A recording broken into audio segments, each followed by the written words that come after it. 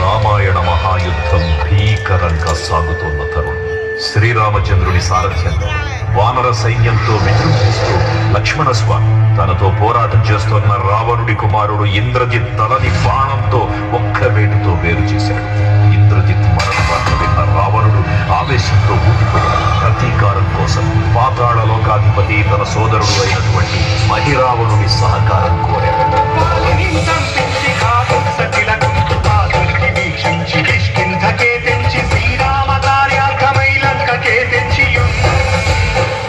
ఆ జీవి మకరధ్వజుడు అనే తన పుత్రుడు మహాసముద్రాన్ని దాటుతుండగా నీటిలో పడ్డ స్వేదబిందువు ఒక మొసలి గ్రహించడం వల్ల జన్మించాడని తెలుసుకొని ఆశ్చర్యపోతారు హనుమంతుడు.